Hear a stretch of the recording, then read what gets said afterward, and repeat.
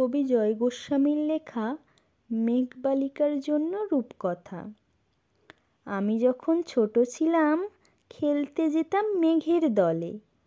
একদিন এক মেঘবালিকা প্রশ্ন করল কৌতূহলে, এই ছেলেটা নাম কি রে তোর?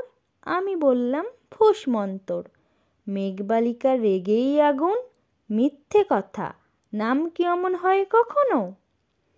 আমি বললাম নিশ্চয়ই হয়, আগে আমার গল্প শোনো। সে বলল শুনবো না, যা, সেই তো রানী, সেই তো রাজা, সেই তো একই ঢাল তলোয়ার, সেই তো একই রাজার কুমার পক্ষীরাজে, চলবে না আর ওসব বাজে। আমি বললাম তোমার জন্যে নতুন করে লিখবো তবে। সে বলল সত্যি লিখবি? বেশ, তাহলে মস্ত করে লিখতে হবে, মনে থাকবে? লিখেই কিন্তু আমায় দিবি। আমি বললাম তোমার জন্যে লিখতে পারি এক পৃথিবী। লিখতে লিখতে লেখা যখন সবেমাত্র 2-4 পাতা, হঠাৎ তখন ভূত চাপলো আমার মাথায়। খুঁজতে খুঁজতে চলে গেলাম ছোটবেলার মেঘের মাঠে। গিয়েই দেখি চেনা মুখ তো একটিও নেই এ তল্লাটে। একজনকে মনে হলো ওরই মধ্যে অন্য রকম। এগিয়ে গিয়ে বলি তাকে, তুমিই কি সেই মেঘবালিকা? তুমি কি সেই? বলছে সেসব তো মনে নেই আমার। বলছে সে ওসব তো মনে নেই। আমি বললাম তুমি আমার লেখার কথা বলেছিলে?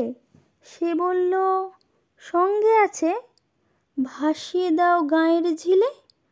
আর হ্যাঁ শোনো, এখন আমি মেঘ নেই আর, সবাই এখন বৃষ্টি বলে ডাকে আমায়।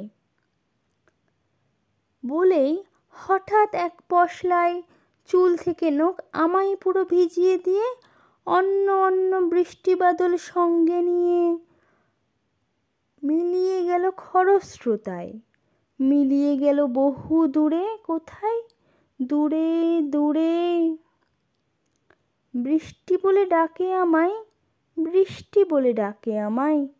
আপন মনে বলতে বলতে আমি কেবল বসে রইলাম, ভিজে একসা কাপড় জামায় গাছের তলায় বসে রইলাম।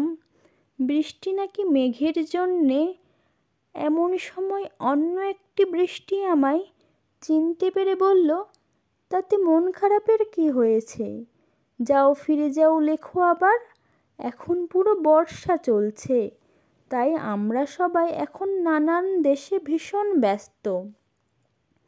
তুমিও যাও, মন দাও গে তোমার কাজে। বর্ষা থেকে ফিরে আমরা নিজেই যাব তোমার কাছে।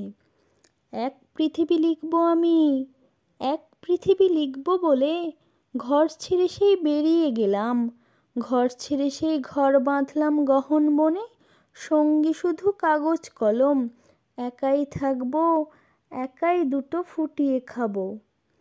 2-1 মুঠো ধুলোবালি, যখন যারা আসবে মনে তাদের লিখব, লিখেই যাব।